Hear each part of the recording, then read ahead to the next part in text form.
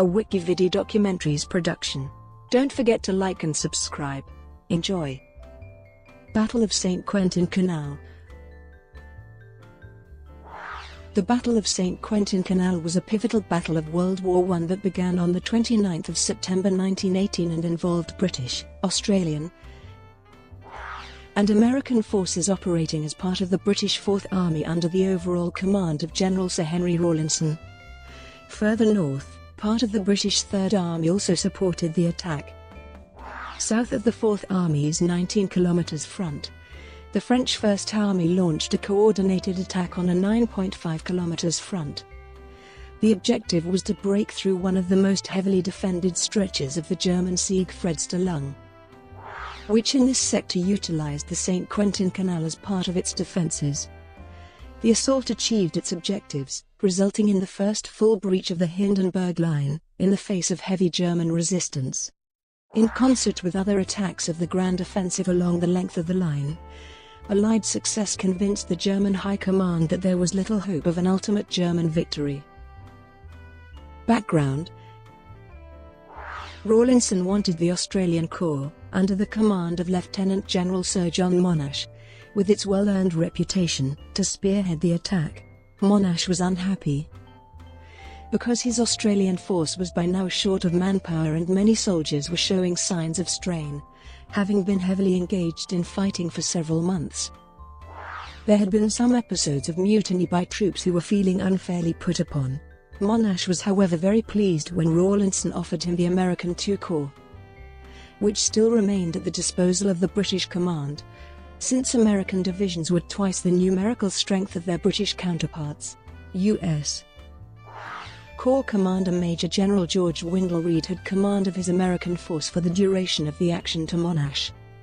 However, the American soldiers lacked battle experience. A small group of 217 Australian officers and NCOS was assigned to the U.S. troops for advice and liaison. The British High Command considered that German morale was suffering badly and that their capacity to resist was much weakened. Monash believed that the operation would be more a matter of engineering and organization than of fighting, whilst there had been some evidence of poor German morale from previous operations. This proved to be a dangerous assumption. Monash was tasked with drawing up the battle plan. He would use the Americans to breach the Hindenburg Line and the Australian 3rd and 5th Divisions to follow behind, and then exploit the breakthrough.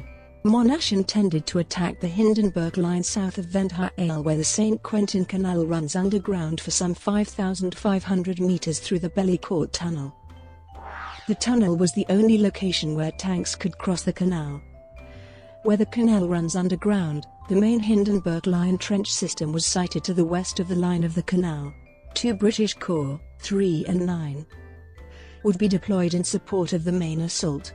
In Monash's plan, Rawlinson made a very significant change. 9 Corps would launch an assault directly across the deep canal cutting south of the Bellicourt Tunnel. This plan originated with Lieutenant General Sir Walter Braithwaite, commander of 9 Corps. Monash felt such an assault to be doomed to failure and would never have planned for it himself, believing it to be too risky. This view was shared by many in the 46th Division of 9 Corps, which was tasked with spearheading the assault. The Germans believed the canal cutting to be impregnable. Prelude. After the German Spring Offensive, British Empire, French, and American counterattacks during the 100 Days Offensive brought the Allies back up against the outposts of the Hindenburg Line by the autumn of 1918.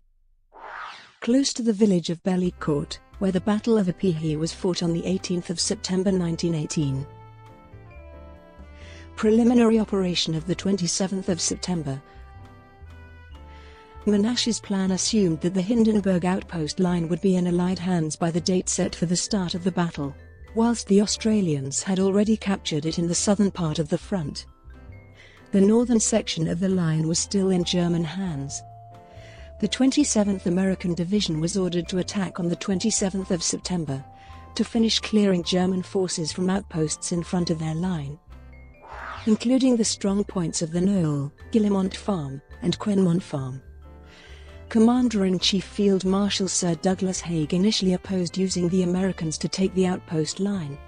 wanting to preserve them for the main attack. He was persuaded by Rawlinson to change his mind. The British Three Corps had previously failed to capture the outposts, but that failure had been attributed by Rawlinson to the tiredness of the troops. Rawlinson was convinced that the Germans were at breaking point and managed to persuade Haig that this was so. The American soldiers were inexperienced and problems were compounded by a shortage of American officers. The U.S. attack was unsuccessful. Monash asked Rawlinson for permission to delay the main attack due on the 29th of September, but this was refused. Because of the priority given to Marshal Ferdinand Foch's strategy of keeping the Germans under the relentless pressure of coordinated assaults along the front, as a result of the confusion created by the failed attack. The battle on the 29th of September on the American 27th Division front had to be started without the customary close artillery support. The British artillery commander argued that attempting to alter the barrage timetable at this late stage would cause problems, and the American divisional commander Major General John F. Orion was also concerned about the possibility of friendly fire. All of the Allied commanders therefore agreed to proceed with the original artillery fire plan. The result was that the barrage would now start at the originally intended jump-off point, some 900 meters beyond the actual starting point of the infantry, leaving them very vulnerable during their initial advance. 27th Division was required to make an advance greater than any that had been asked of its highly experienced Australian allies, an advance of some 4,500 meters in a single action. In an attempt to compensate for the lack of a creeping barrage, Rawlinson provided additional tanks. However, the absence of a creeping barrage in the 27th Division sector was to have a very detrimental effect on the initial operations of the battle on the front opposite the tunnel. Main assault of the 29th of September. The battle was preceded by the greatest British artillery bombardment of the war. Some 1,600 guns were deployed, firing almost 1 million shells over a comparatively short period of time. Included in these were more than 30,000 mustard gas shells. These were specifically targeted at headquarters and groups of batteries. Many of the high explosive shells fired had special fuses which made them very effective in destroying the German barbed wire. The British were greatly helped by the fact that they were in possession of highly detailed captured plans of the enemy defences. Monash's battle plan for the 29th of September envisaged breaking through the main Hindenburg Line defences, crossing the Canal Tunnel Mound, breaching the fortified Lacatelet-Norroy line beyond that, and reaching the Brevois line beyond that as the objective on the first day. Monash had originally intended to capture the Brevois line on the 29th of September, but Rawlinson removed this as a first-day objective, considering it overly ambitious. Attack over Bellicourt Tunnel. On the 29th of September, the two American divisions attacked, followed by the two Australian divisions, with approximately 150 tanks of the 4th and 5th Tank Brigades of the British Tank Corps in support of the four divisions. The objective of the Americans was the Lacatelet-Norroy line, a defensive line east of the canal. Here the Australian 3rd Division and 5th Division were intended to leapfrog through the American forces and press on towards the Brevois line. Australian 2nd Division was in reserve. On the left of the front, where the US 27th Division began at a disadvantage, none of the objectives was met on the first day, and the Americans suffered severe losses. The 107th Infantry Regiment suffered the worst casualties sustained in a single day by any US regiment during the war, rather than leapfrogging through the Americans. The Australian 3rd Division became involved in a desperate fight for positions that should already have been captured had Monash's plan run to timetable.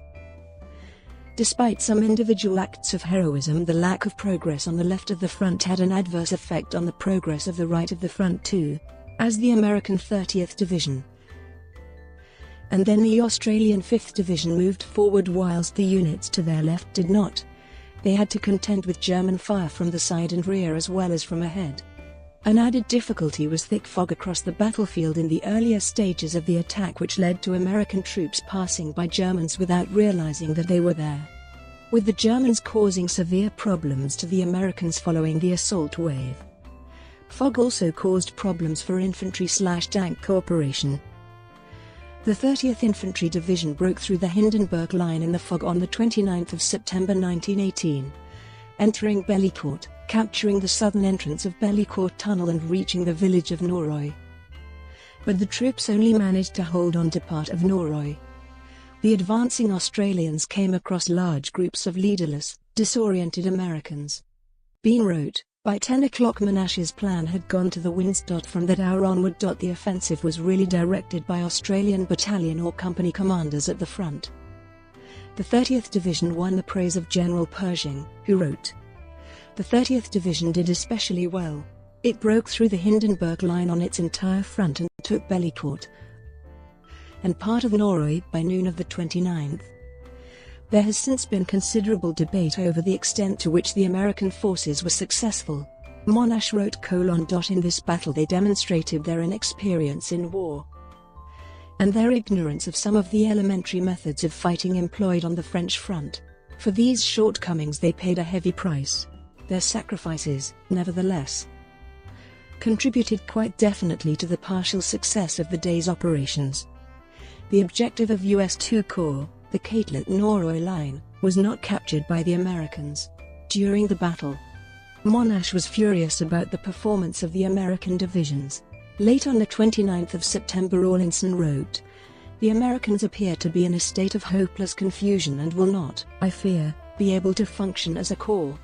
So I am contemplating replacing them. I fear their casualties have been heavy, but it is their own fault." Meanwhile, on the right of the Bellicourt Tunnel front, the Australian 32nd Battalion under the command of Major Blair Wark established contact with the 1/4 Battalion, Leicestershire Regiment, of 46th Division, which had crossed the canal and were now present in force east of the Hindenburg Line. By this stage in the war the Tank Corps had suffered greatly, and there were fewer tanks available for the battle than had been deployed in the Battle of Amiens in August.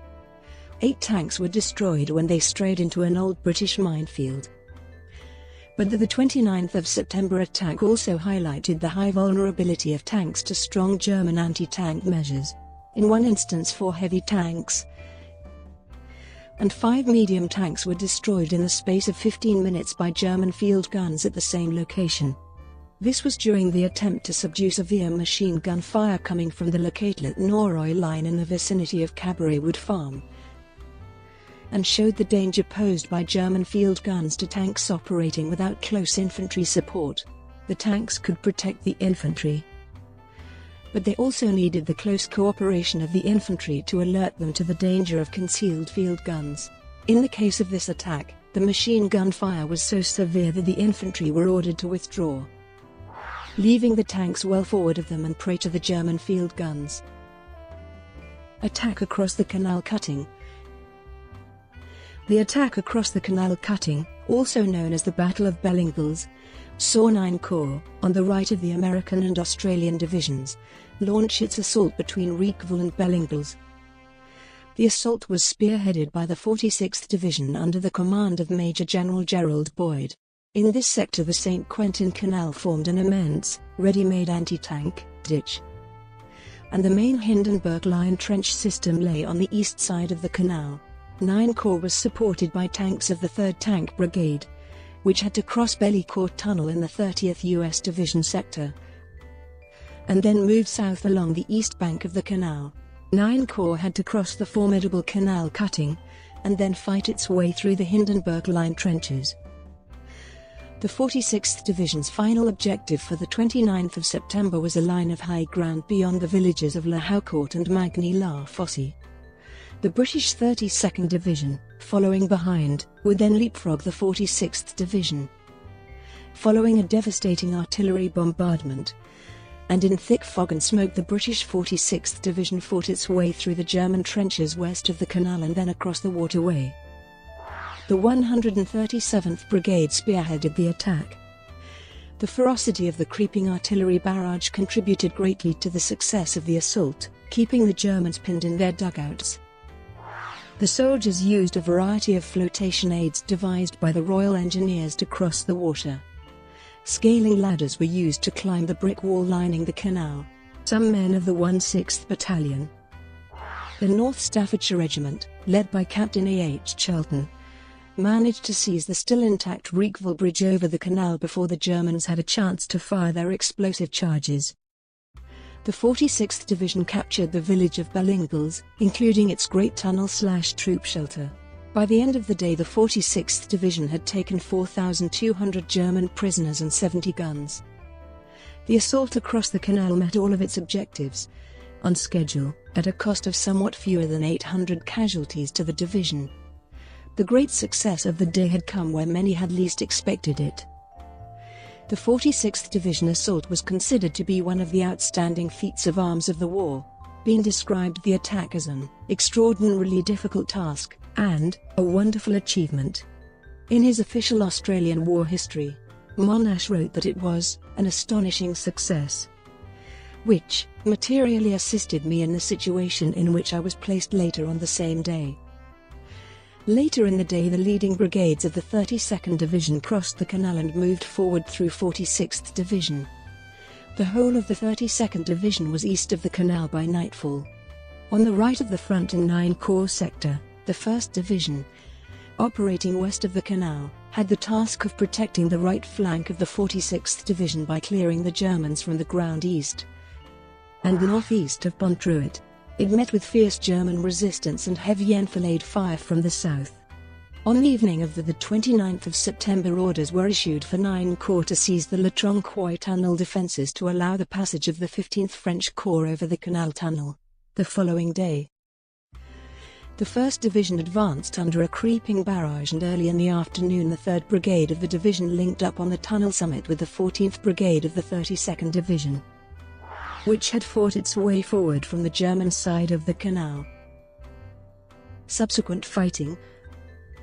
On the 2nd of October, the British 46th and 32nd Divisions, supported by the Australian 2nd Division, planned to capture the Beaurevoir Line, the village of Beaurevoir and the heights overlooking the Beaurevoir Line. While the attack succeeded in widening the breach in the Beaurevoir Line, it was unable to seize the high ground further on. However, by the 2nd of October, the attack had resulted in a 17 km breach in the Hindenburg Line. Continuing attacks from 3 to 10 October managed to clear the fortified villages behind the Beaurevoir Line and capture the heights overlooking the Beaurevoir Line, resulting in a total break in the Hindenburg Line. The Australian Corps was subsequently withdrawn from the line after the fighting on the 5th of October, for rest and reorganisation. They would not return to the front before the armistice on the 11th of November. Brought to you by WikiVidi Documentaries. Would you like to know more?